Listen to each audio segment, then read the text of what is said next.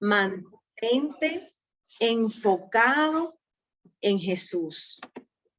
Esa es la enseñanza que tenemos de parte de Dios hoy. Y vamos a leer en el libro de Efesios, capítulo 4, los versos del 1 al 16. Leemos en nombre de Dios Padre, Hijo y Espíritu Santo. Amén. Tiene como título esta sección, la unidad del Espíritu. Yo pues, preso en el Señor, os ruego que andéis como es digno de la vocación con que fuisteis llamados, con toda humildad y mansedumbre, soportándoos con paciencia los unos a los otros en amor, solícitos en guardar la unidad del Espíritu en el vínculo de la paz, un cuerpo y un espíritu, como fuisteis también llamados en una misma esperanza de vuestra vocación, un Señor, una fe, un bautismo, un Dios y Padre de todos, el cual es sobre todos y por todos y en todos. Pero a cada uno de nosotros fue dada la gracia conforme a la medida del don de Cristo, por lo cual dice, subiendo a lo alto, llevó cautiva la cautividad y dio dones a los hombres.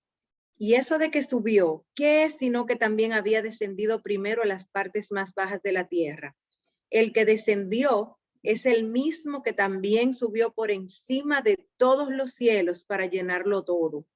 Y él mismo constituyó a unos apóstoles, a otros profetas, a otros evangelistas, a otros pastores y maestros, a fin de perfeccionar a los santos para la obra del ministerio, para la edificación del cuerpo de Cristo, hasta que todos lleguemos a la unidad de la fe y del conocimiento del Hijo de Dios, a un varón perfecto, a la medida de la estatura de la plenitud de Cristo, para que ya no seamos niños fluctuantes, llevados por doquiera de todo viento de doctrina, por estratagema de hombres que para engañar emplean con astucia las artimañas del error, sino que siguiendo la verdad en amor, crezcamos en todo en aquel que es la cabeza, esto es Cristo, de quien todo el cuerpo, bien concertado y unido entre sí por todas las coyunturas que se ayudan mutuamente, según la actividad propia de cada miembro,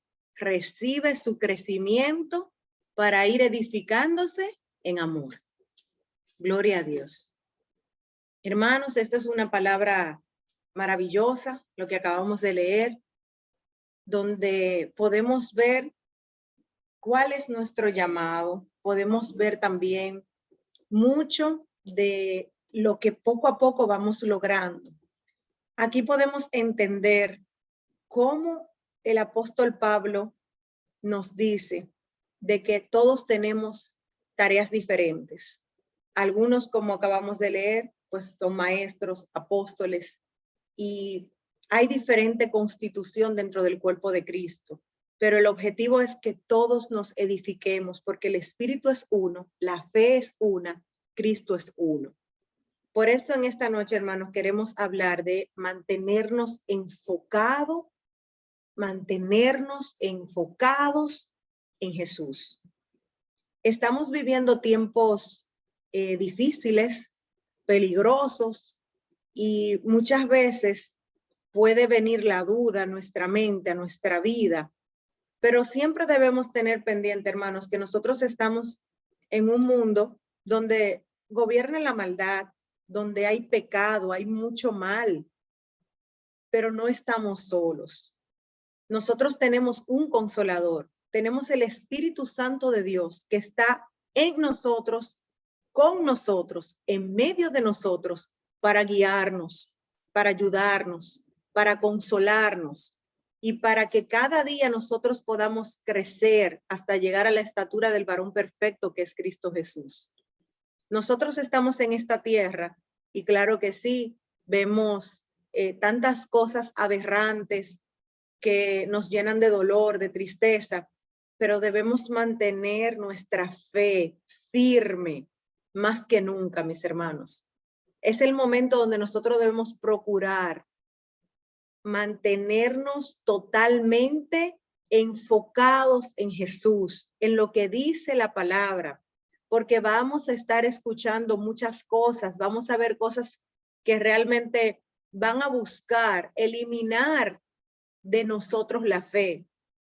Creer que cosas que están sucediendo producto del pecado, producto de ser una naturaleza caída, pudiera ser porque realmente no hay bondad de parte de Dios. Y nosotros sabemos que Dios es bueno y es bueno todo el tiempo. No importa lo que veamos, no importa lo que esté sucediendo.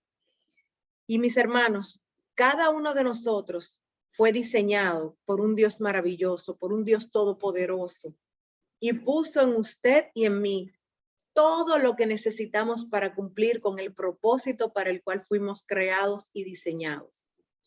Usted y yo estamos aquí en la tierra y no es casualidad. Cada uno de nosotros tiene una misión, tiene un firme propósito que cumplir. Y en la medida en la que nosotros nos acercamos más y más a Jesús, vamos descubriendo cuál es nuestro propósito aquí en la tierra.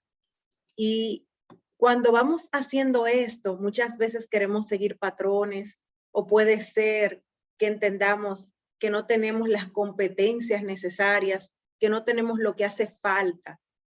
Y déjenme decirle, mis amados hermanos, que tanto usted como yo tenemos exactamente lo que necesitamos para cumplir el propósito de Dios en nuestras vidas.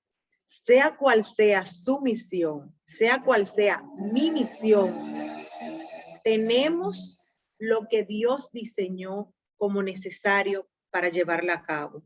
Usted y yo tenemos el intelecto, las competencias, el cuerpo, la voz, el tono de voz, el tipo de piel, el tamaño, la estatura, el color de los ojos, del cabello, la textura, las debilidades, flaquezas y fortalezas necesarias para hacer que el propósito de Dios se cumpla en nuestras vidas. Así que no necesitamos mirar para ningún otro lado, más que enfocarnos en Jesús, enfocarnos en Dios, nuestro Creador, Jesús, nuestro Salvador, y estar cada día más y más seguros de Jesús, de Dios, de la palabra del Señor, de lo que hemos creído, y saber, mis hermanos, que estamos aquí para cumplir con un propósito divino y que cada día debemos procurar llevarlo a cabo. ¿Por qué muchas veces no cumplimos o no avanzamos en el propósito que Dios tiene para nosotros? Pues sencillamente porque perdemos el enfoque. Muchas veces vemos cómo otras personas hacen tal y cual cosa y queremos hacerlo así. Entendemos que es un patrón y no lo es. Dios se glorifica en cada uno de nosotros tal y como somos.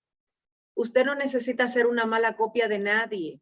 Usted es original. Yo soy original. Dios me hizo, Dios te hizo así. Y así va a cumplir su propósito en nuestras vidas. El punto es dejarnos guiar, dejarnos dirigir por su Santo Espíritu cada día. Cada día tenemos nosotros que ponernos en las manos del Señor y decirle, Señor, aquí estoy. Perdona mis faltas y pecados. Guíame en este día a cumplir con tu voluntad, a hacer que tu propósito sea cumplido en mi vida en esta tierra. Y mis hermanos, yo quiero enfatizar un ejemplo, pero con este ejemplo vamos a ir leyendo. Todavía tenemos tiempo. Y es el caso de la historia de David. Muchos conocemos, creo que todos los que estamos aquí conocemos la historia de David. Los niños conocen la historia de David, cómo venció a Goliat. Pero en esta ocasión, quiero que lo veamos desde un matiz diferente. Quiero que veamos esta historia no solo como el niño que venció al gigante, sino el enfoque que tenía David y cómo fue dando pasos para cumplir con el propósito que Dios tenía en su vida. Y si tienen sus Biblias ahí, perfecto. Si no, igual luego lo pueden verificar. Pero yo sí quiero ir leyendo en Primera de Samuel, capítulo 17. Y vamos a leer los que puedan acompañarme, porque así entiendo que va a ser más edificante. Aquí es donde se narra la historia de David y Goliat. Y empezamos en el versículo 17, donde dice, un día Isaí, Isaí, el papá de David, le dijo a su hijo David, toma esta bolsa de trigo tostado y estos 10 panes y vete pronto al campamento para dárselo a tus hermanos. Lleva también estos 10 quesos para el jefe del batallón, averigua cómo les va a tus hermanos y tráeme una prueba de que ellos están bien. Los encontrarás en el valle de Ela con Saúl y todos los soldados israelitas peleando contra los filisteos. David cumplió con las instrucciones de Isaí. Se levantó muy de mañana y después de encargarle el rebaño a un pastor, tomó las provisiones y se puso en camino. ¿Qué yo quiero enfatizar aquí, mis hermanos? El primer paso para nosotros cumplir con el propósito que Dios tiene en nuestras vidas es la obediencia. Es lo primero.